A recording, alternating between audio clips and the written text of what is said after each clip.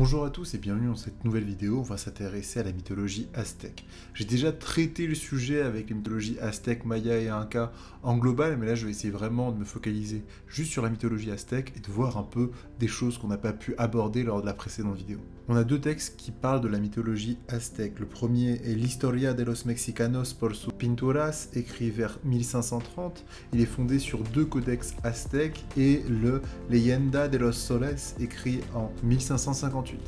Quand Cortés débarque au Mexique, il trouve un monde complexe, une société solide, cohérente, hiérarchisée, où chacun a la possibilité d'accéder au sommet de la hiérarchie sociale avec ses prêtres et ses guerriers, ainsi que des connaissances approfondies en astronomie. Pourtant, la vision des pyramides dégoulinantes de sang de sacrifices humains vont épouvanter les Espagnols. Ils le feront même douter en fait de l'appartenance des Aztèques à l'espèce humaine. Cela permettra aux conquistadors de justifier la conquête sanglante du monde amérindien ainsi que le pillage de ses richesses. Les Aztèques font confiance à Cortés dès qu'il débarque parce qu'ils attendaient le retour d'une divinité suprême. Il s'agit du dieu Quetzalcoatl qui serait revenu vers eux de la mer de l'Est sous les traits d'un homme blanc pour mettre fin au sacrifice. Malheureusement, ce n'est pas le cas, comme nous le montre la suite de l'histoire avec notamment l'évangélisation et la destruction de ces peuples. La cosmogonie aztèque est l'élément essentiel qui va expliquer comment ce peuple en est venu à devoir alimenter en sang humain les dieux créateurs. C'est le souvenir du sacrifice des dieux qui va justifier toutes les victimes de ce qu'ils nommeront la guerre fleurie, qui est destinée uniquement à assurer l'approvisionnement des divinités assoiffées de sang. Les mythes aztèques reposent sur la légende des 5 soleils, soit les 5 étapes de la création de la Terre. Selon cette légende, 4 univers ont précédé chacun de ces soleils, qui correspond à un dieu et qui lui était associé, ainsi qu'un élément qui désigne le cataclysme qui devait mettre fin, jaguar, vent, pluie, eau et tremblement de terre. Dominant l'ensemble de ces créations, on retrouve la lutte entre les forces du bien, qui sont représentées par Quetzalcoatl, le serpent à plumes, et les forces du mal, incarnées en Tezcatlipoca. Ce dieu est né d'une première union, d'un couple primordial de dieux uniques, mâles et femelles.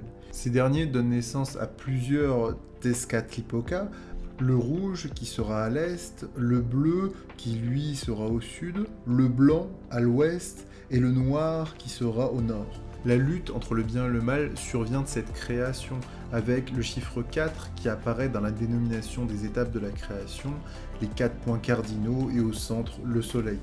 Le premier soleil se déroule sous le règne du noir, soleil de la nuit et de la terre, et dure 676 années. Durant cette période, le monde se peuple de géants nomades qui se nourrissent de glands et de baies sauvages et d'hommes instinctifs et grossiers. Survient Quetzalcoatl qui d'un coup de bâton envoie le noir dans la mer. Aussitôt, la nuit se répand sur le monde, le noir sort transformé en jaguar cosmique, il extermine la race des géants et devient dans le ciel une constellation qui sera la constellation de la Grande Ourse assimilée au jaguar par les Aztèques. Quetzalcoatl devient alors le second soleil, ou le soleil des 4 vents, et il règne sur la création pendant 364 années. Il donne aux hommes le maïs dont ils se nourrissent et son règne se déroule dans la paix jusqu'au retour de Tezcatlipoca, bien décidé à prendre sa revanche, il l'abat d'un coup de patte. La chute de Quetzalcoatl déclenche un terrible ouragan qui va ravager la terre et assécher les rivières. Tous ceux qui vont survivre à ce désastre sont transformés en singes. Les dieux fondateurs du monde décident de se débarrasser de leurs fils rivaux et confient à Tlaloc, le dieu de la pluie et de la foudre, le règne du 3e soleil, ou 4 pluies, qui durent 312 ans. Quetzalcoatl suscite alors une pluie de feu qui détruit l'univers entier et transforme ses habitants en dindons, animal qui deviendra par la suite l'emblème national du Mexique. Le 4e soleil, l'eau, correspond au règne de Chalchihuitlique, je suis désolé, c'est trop dur à dire. Cette fois encore, Tezcatlipoca prend sa revanche et envoie un déluge ravager le soleil et la terre. Les survivants sont transformés en poissons, à l'exception d'un homme et d'une femme, Tana et Néné, qui sont sauvés du déluge. Mais aussitôt revenus sur terre, ils désobéissent aux dieux en mangeant une nourriture interdite. Le dieu furieux va leur couper la tête et la pose sur leur éreintrin. Voilà les 2 premiers chiens qui viennent d'être créés. Concernant le 5e soleil, c'est le nôtre. Au début, tout était noir, sans vie, et une fois les dieux rassemblés, ils se demandèrent qui sera chargé d'éclairer le monde. 2 d'entre eux décident alors de se sacrifier pour le bien commun. Il s'agit de Tekusitzekalt, divinité riche et puissante, et le pauvre Nana-Watzin, qui est un être difforme et pustuleux. Je suis désolé pour la prononciation, encore une fois, ça va être dur. Le premier dieu offre ses richesses, tandis que le second dépose sur l'autel de la mousse et des épines de maguey, de la gave en fait, trempées dans son propre sang. Pendant ce temps, les autres dieux font dresser deux énormes bûchers sur lesquels les deux victimes désignées devront monter volontairement. Les pyramides actuelles de la Lune et du Soleil, à Teotihuacan, commémorent les collines sur lesquelles ont été édifiés ces bûchers.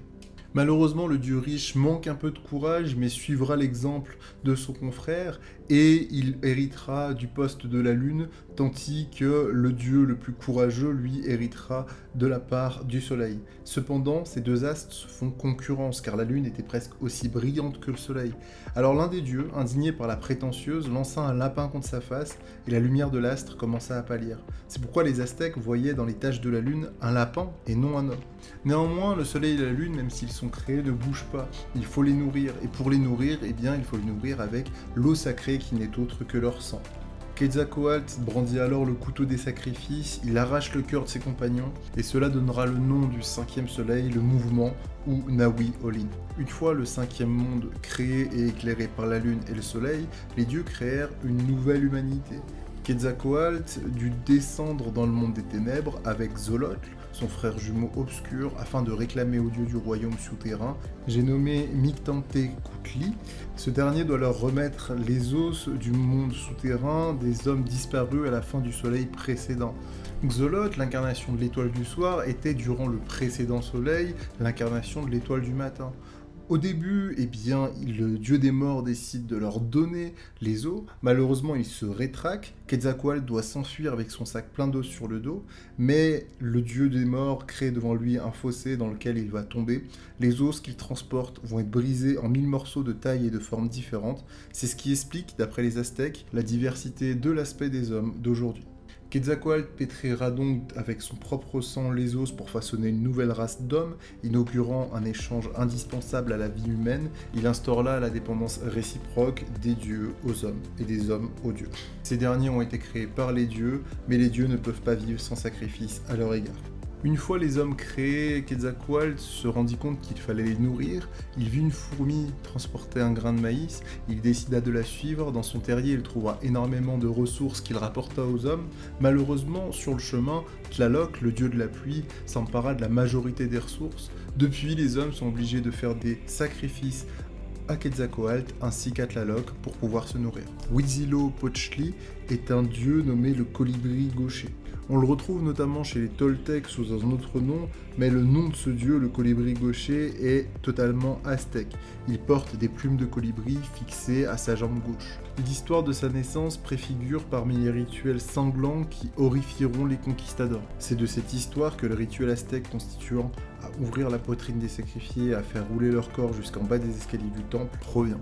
Les sacrifices humains qui ont choqué les Européens et bouleversé les Espagnols notamment, eh bien on en a des traces archéologiques dès 5000 ans avant Jésus-Christ en Amérique centrale.